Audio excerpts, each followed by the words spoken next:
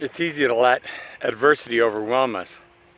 Whether the weather's just different when we go outside and there's a fog and we were expecting heat and it's cool and we were expecting it to be clear, or whether legitimately bad things happen in our lives and then we say, well, I don't have any reason to be happy.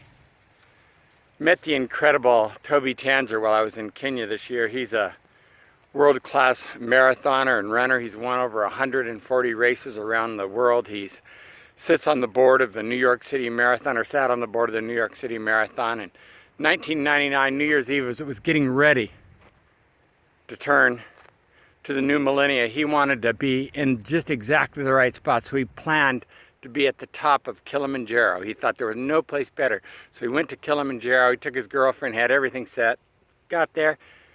She wasn't so interested in the whole climb. She wasn't so interested in everything. Everything kind of went wrong.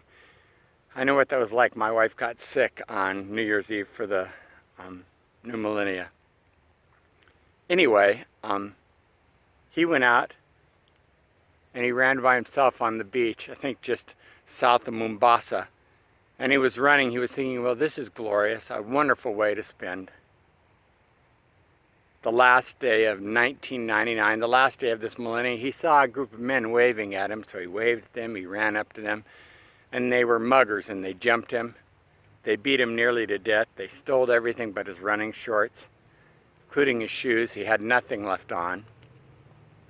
He was bleeding. He was in horrible condition. He'd been training in Kenya off and on for 6 or 7 years, so he was familiar with the country.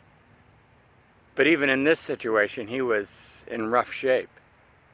So he started walking, he started running. He realized he was bleeding to the point that he would die if he didn't get someplace. The blood was going quickly. He realized he couldn't run fast because the blood was only coming out faster as he ran faster.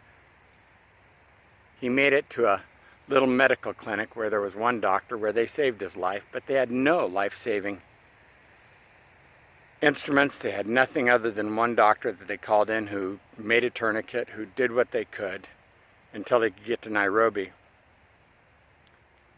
After this happened, instead of abandoning the people of Kenya and being angry with them, he went back to Eldoret and he's built a 4-story hospital. He's raised tens of millions of dollars, and he's raising money now to build an additional hospital for the only pediatric cancer hospital in all of Eastern Africa, not just Kenya, but in all of Eastern Africa, because he saw what poor conditions the people were being treated with. And he said, how could a child even grow up like this? And so he took that adversity and he turned it into an answer to the problems for millions of people, where they treat over 400 people every single day. I had the opportunity to be there, walk the halls of his hospital with him, and just be amazed at what he was doing. And I thought about how many of us, we have a time where we're jumped by life. Everything goes wrong. And we can turn it around and we can say, yeah, I quit. Man, I'm over this. Or we can look around for a solution. Do you know why that old runner in your neighborhood is running on the street instead of on the sidewalk? It's because asphalt is softer than concrete. And you say, how much of a difference could that really make for that old guy? He's so slow.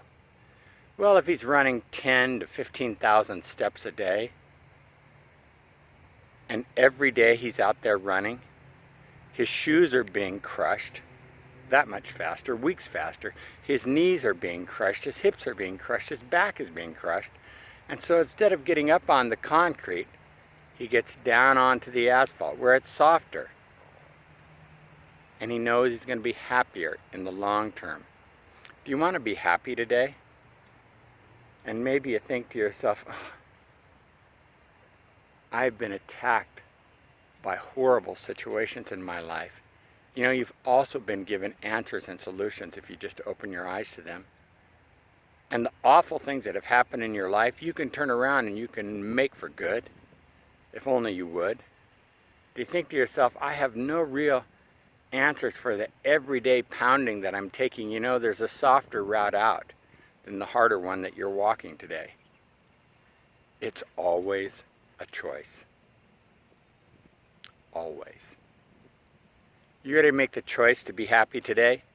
Not to be happy next week, because if you make the choice to be happy today, you will be happier next week. But to be happy today. Maybe that means putting yourself in the traffic out in the fog like this.